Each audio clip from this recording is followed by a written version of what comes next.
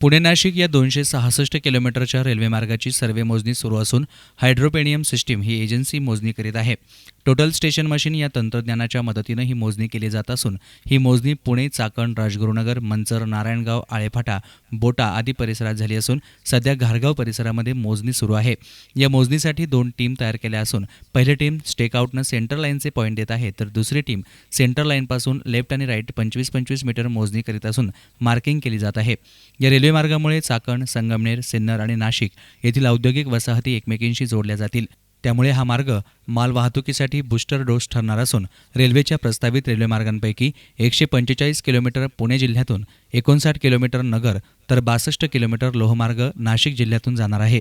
सध्या या 3 जिल्ह्यात 46,000 किलोमीटरहून अधिक मोठे रस्त्यांचे जाळे आहे. दिवसागणिक त्यावरील वाढता प्रवासी आणि मालवाहतुकीचा ताण प्रस्तावित रेल्वे मार्गामुळे कमी होणार आहे.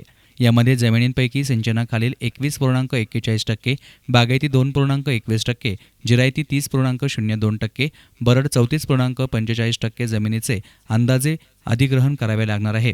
नाशिक पुणे रस्ते वाहतुकीवरील ताण सातत्यानं वाढतो आहे. सध्या रेल्वेने पुण्याहून नाशिकला जाण्यासाठी कर्जत, पनवेल, कल्याण मार्गे जावं लागतं. त्यामुळे प्रवासाचा वेळही वाढतो. हा 4था सर्व्हे सुरू असून हे केवळ सर्वेक्षणाचे गाजर नसावे असे नागरिक बोलत आहेत. दरम्यान याविषयी नाशिक पुणे रेल्वे मोजणी करणारे नितीन राठोड यांनी अधिक माहिती दिली. माझा एजन्सीचं नाव श्री सर्वेर आहे. Pune to Nashik survey railway सेंटरचा काम चालू आहे. आता घारगावपर्यंत आलेला 2 महिने झाले.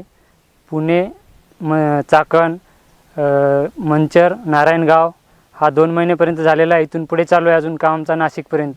ही पहिली टीम स्टेकआउटने सेंटर लाईनची पॉईंट देत आहे कोऑर्डिनेटच्या हिशोबाने. हा माझी दुसरी टीम आहे. सेंटर लाईनपासून लेफ्ट आणि राईट 25-25 मीटर मोजणी चालू आहे. ते हा फायनल मोजणी राहणार आहे. 4थी मोजणी फायनल राहणार आहे. मध्ये फायनल 25-25 मीटरवर मार्किंग करत आहोत. News reporter Nitin Shelke, SN media, Sangamner.